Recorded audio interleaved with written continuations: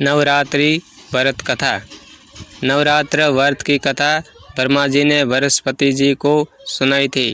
ब्रह्मा जी के अनुसार प्राचीन काल में मनोहर नगर में पीठत नाम का एक अनाथ ब्राह्मण निवास करता था। वह माँ दुर्गा की काफ़ी पूजा किया करता था। उसके घर सुमति नाम की कन्या का जन्म हुआ।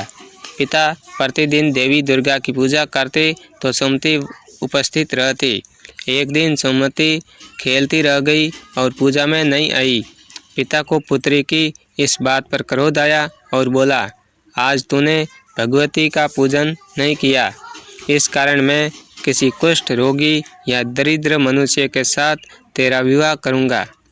पिता के वचन सुन सुमति बोली, मैं आपकी कन्या हूँ तथा सब तरह आपके अधीन हूँ। जैसी आपकी इच्छा हो वैसा ही करो।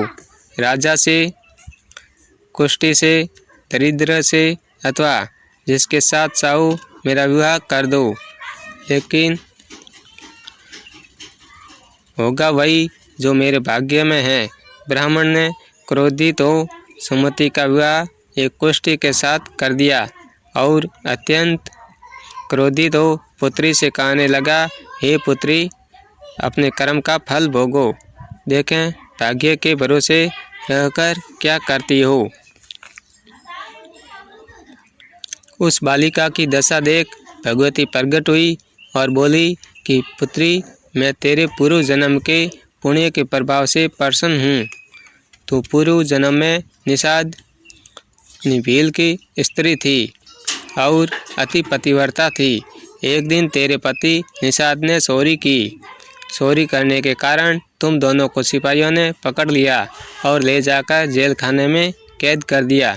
नवरात्र के दिनों में तुमने न तो कुछ खाया और न जल ही पिया। इस प्रकार 9 दिन तक नवरात्र का व्रत हो गया। हे ब्राह्मणी, उन दिनों में जो व्रत हुआ, इस व्रत के प्रभाव से प्रसन्न होकर मैं तुझे मनोवांछित वर देती हूँ। तुम्हारी जो इच्छा हो सो मांगो। उसने माँ से कहा कि हे माँ, मेरे पति का कोढ़ दूर करो। देवी ने कहा, उन दिनों तुमने जो व्रत किया था, उस व्रत का एक दिन का पुण्य पति का कोढ़ दूर करने के लिए अर्पण करो। उस पुण्य के प्रभाव से तेरा पति कोढ़ से मुक्त हो जाएगा। तब उसके पति का शरीर भगवती दुर्गा की कृपा से कुष्ठ रोग से रहित हो गया। ब्रह्मा जी बोले, हे बृहस्पति, उस ब्राह्मणी की स्तुति सुन देवी प्रसन्न हुई और ब्राह्मणी से बोली, तेरे उदयलय नामक अति बुद्धिमान, धनवान, कीर्तिवान और जितेंद्रिय पुत्र शीघ्र उत्पन्न होगा।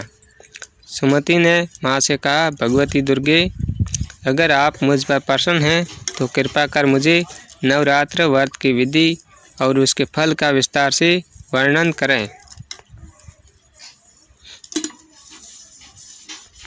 देवी दुर्गा ने उसे बताया, आश्विन मास के शुक्ल पक्ष की प्रतिपदा से लेकर 9 दिन तक विधि पूर्वक व्रत करें।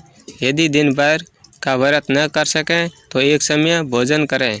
घर में घट स्थापना करें और वाटिका बनाकर उसको प्रतिदिन जल से सींचें। नित्य विधि सहित पूजा करें और पुष्पों से विधि पूर्वक अर्घ्य दें।